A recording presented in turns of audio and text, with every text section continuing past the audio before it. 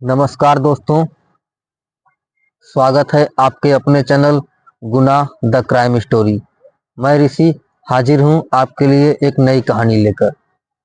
तो आज की कहानी मध्य प्रदेश की है। मध्य प्रदेश में एक जिला लगता है बैतूल। कहानी इसी बैतूल जिले की है। 27 अप्रैल 2024 की सुबह बैतूल कोतवाली थाने में एक फोन आता है। फोन करने वाला बताता है कि वह मलिया गांव से बोल रहा है। यहाँ सुनसान खेत में एक युवक की अधजली लाश मिली है। सुबह सुबह लाश मिलने की खबर से पुलिस टीम मलिया गांव पहुंचती है तो देखती है कि एक सुनसान खेत में एक युवक की काफी बुरी तरह जली हुई लाश मिल पड़ी है। लाश इतनी बुरी तरह जलकर जली थी कि जलकर सिकुड़ गई थी, जिससे लाश की पहचान करना बहुत मुश्किल था। पुलिस ने केस दर्ज कर अपनी जांच पड़ताल शुरू कर दी।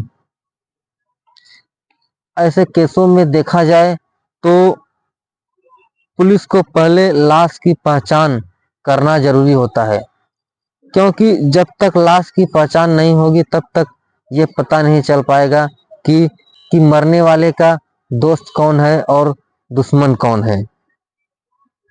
खैर, पुलिस अपनी जांच में जुट जाती है और घटनास्थल का बारीकी से मुआयना करती है, लोगों से पूछताछ करती है, पर पुलिस को कोई कामयाबी नहीं मिलती। पुलिस अब जैसा कि हर लावारिस लाश मिलने के मामले में करती है, आसपास के थानों में यह पता करती है क्या किसी के लापता होने की कोई रिपोर्ट तो दर्ज नहीं है। यहाँ पुलिस को यह पता चलता है कि बगल के ही थाने में एक गांव पड़ता है गाढ़ा गोहान। इस गांव से शंकर दहीकर नाम का युवक 25 अप्रैल 2024 से गायब है, यानी घटना वाले दिन से 2 दिन पहले से। और परिवार के लोगों ने थाने में उसकी मिसिंग की रिपोर्ट भी दर्ज करवा रखी है।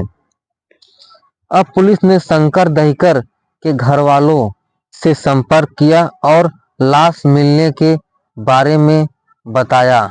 साथ ही कहा कि आप आकर के एक बार लाश की पहचान कर लीजिए, हो सकता है बदनसीबी से ये आपके शंकर की ही लाश हो। परिवार के लोग लाश को काफी गौर से देखते हैं, पर वे पहचान नहीं पाते कि लाश शंकर की है या किसी और की।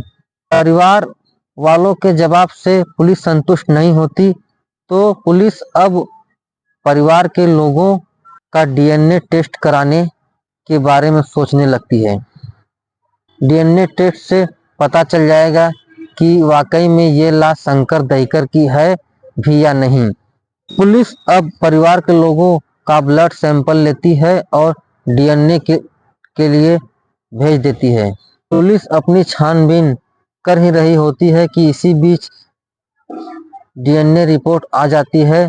डीएनए रिपोर्ट देखकर पुलिस को यकीन हो जाता है कि लाश शंकर दहीकर की ही है, क्योंकि परिवार के लोगों का डीएनए लाश के डीएनए से मैच हो जाता है।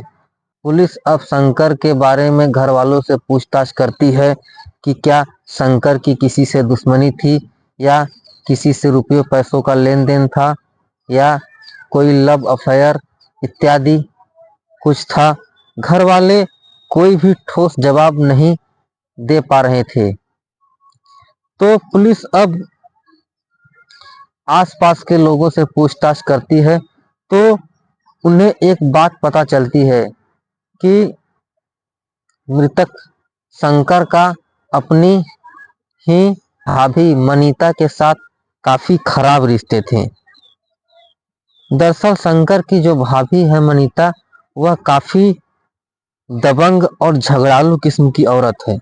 उसने कई बार अपने सास ससुर की पिटाई भी कर दी है। जिससे उसके देवर और उसके बीच रिश्ते और खराब हो गए थे। पुलिस को लगा कि कहीं ऐसा तो नहीं कि शंकर की हत्या उसी की भाभी मनीता ने ही करा दी हो। पुलिस अब इस एंगल से जांच करने लगी। पुलिस ने मनीता की मोबाइल की कॉल डिटेल निकलवाई।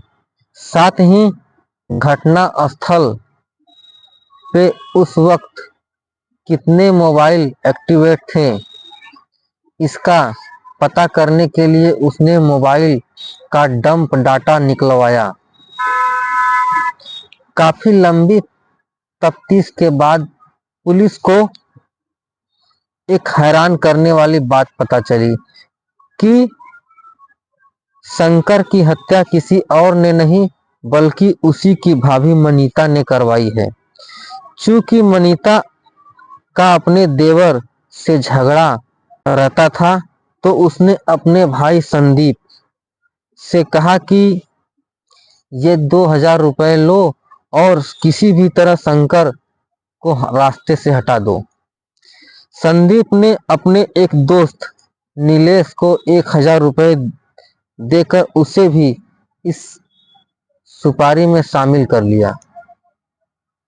26 अप्रैल को शराब पार्टी के बहाने संदीप ने शंकर को बुलाया और फिर सुनसान जगह पर ले गए और पहले उसे खूब शराब पिलाई। फिर बेल्ट से उसका गला दबाकर उसकी हत्या कर दी।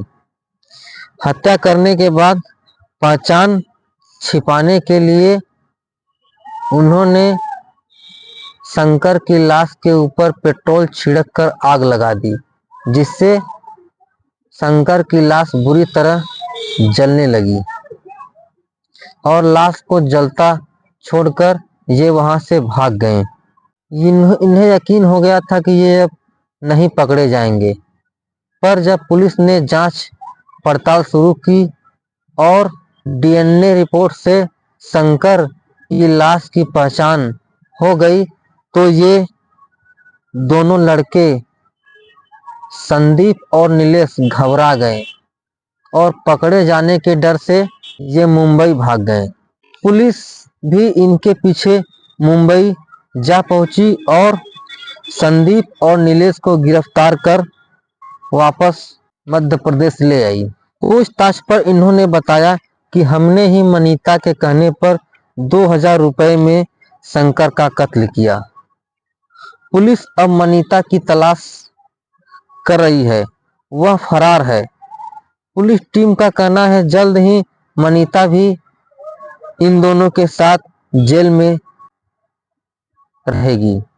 इस पूरी कहानी में ये बात सबसे हैरान करने वाली है कि वैसे तो इंसान की जान के आगे लाखों करोड़ों अरबों रुपए कुछ नहीं है, क्योंकि किसी की जान के बदले रुपए का क्या मोल, पर सिर्फ 2000 के बदले किसी की हत्या कर देना ये काफी ही अजीब है। हमारा समाज आखिर कहाँ जा रहा है, ये भी सोचने वाली बात है। खैर, कहानी में आज सिर्फ इतना ही।